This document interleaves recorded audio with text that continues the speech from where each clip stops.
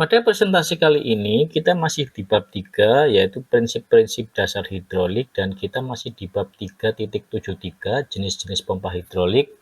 Secara spesifik kita akan membahas pompa sudu-sudu. Pompa sudu-sudu adalah salah satu jenis pompa hidrolik yang sangat penting dalam sistem tenaga fluida. Pompa ini bisa disebut sebagai pompa serbaguna karena dapat digunakan dalam berbagai bentuk dan rancangan.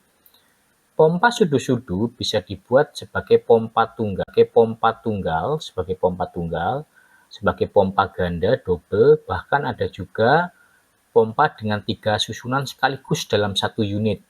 Artinya, dalam satu rumah pompa bisa terdapat beberapa rotor dengan sudu-sudu yang bekerja secara bersamaan.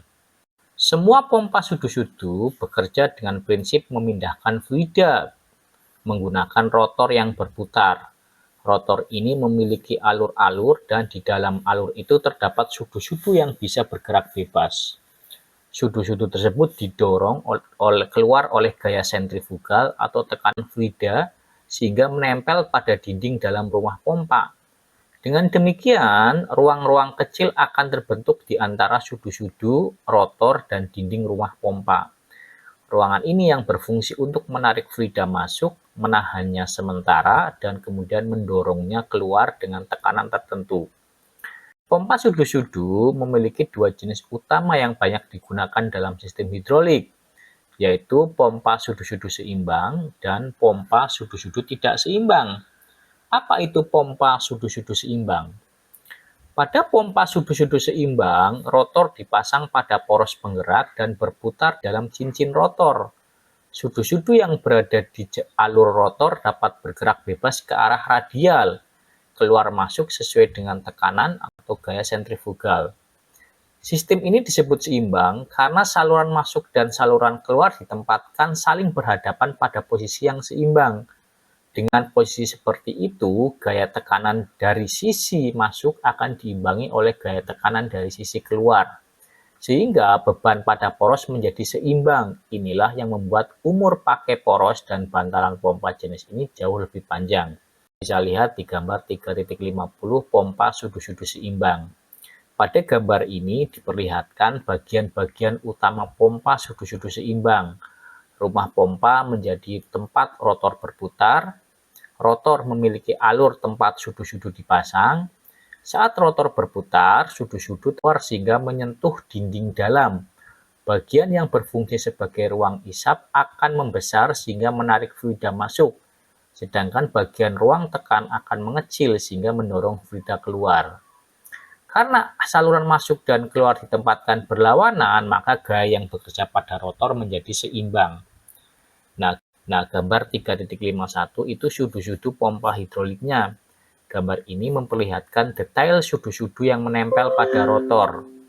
Pada bagian pinggulan kecil pada sudu yang berfungsi mengurangi gesekan ketika sudu bergerak maju mundur, pinggulan ini juga menjaga agar tekanan sisi depan dan sisi belakang sudu tetap seimbang. Dengan begitu, sudu tidak cepat aus dan lebih tahan lama. Nah, sekarang kita lihat gambar 3.52 pompa sudu dengan tekanan dan pemindahan variabel. Pompa sudu seimbang dapat dibuat lebih kompleks dengan menambahkan mekanisme pengatur kapasitas aliran. Pada gambar ini terlihat cincin rotor yang bisa bergeser karena adanya pegas jika kebutuhan fluida berkurang. Cincin bergerak mendekati posisi netral sehingga ruang pompa tidak lagi memberikan aliran yang besar. Sistem ini disebut variable displacement pump karena bisa menyesuaikan kapasitas aliran sesuai kebutuhan.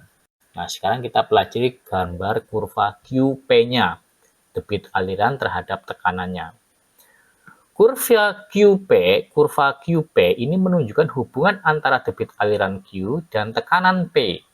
Pada saat tekanan meningkat, debit aliran dari pompa bisa menurun mengikuti kurva. Ini membantu kita memahami bagaimana pompa beradaptasi dengan beban kerja. Dengan konstruksi seperti ini, pompa sudu seimbang sangat baik digunakan untuk sistem hidrolik yang membutuhkan tekanan tinggi dengan keandalan tinggi. Nah, Nah, setelah pompa sudut seimbang, pompa sudut seimbang, sekarang pompa sudut-sudut tidak seimbang. Pada pompa jenis ini, posisi saluran masuk dan saluran keluar tidak seimbang. Rotor hanya memiliki satu sisi yang aktif dalam menyalurkan fluida, sehingga gaya yang bekerja pada rotor tidak seimbang. Akibatnya, beban yang diterima bantalan menjadi lebih berat dari satu sisi, dan umur pakainya relatif lebih pendek dibandingkan pompa sudut seimbang tadi yang kita jelaskan. Sekarang kita lihat di gambar 3.58 pompa sudut-sudut tidak seimbang. Gambar ini memperlihatkan rotor dengan sudut-sudut yang menempel pada ring statis. Fluida masuk dari satu sisi, lalu terdorong ke sisi lain untuk keluar. Karena hanya ada satu sisi yang menyalurkan fluida, maka gaya yang bekerja tidak seimbang. Walaupun konstruksi pompa tidak ini lebih sederhana ya, biayanya lebih murah, tetapi yaitu umur pakainya lebih pendek. Nah, sekarang kita lihat perbandingan pompa sudut seimbang dan tidak seimbang.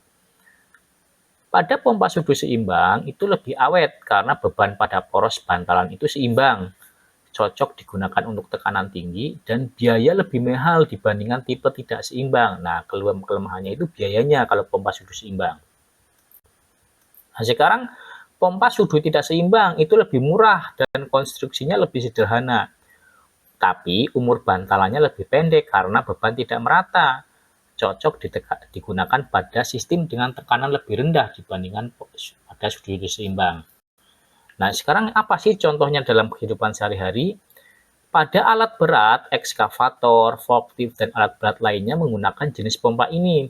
Juga mesin industri, banyak mesin pres hidrolik menggunakan pompa sudu-sudu untuk menyalurkan oli bertekanan.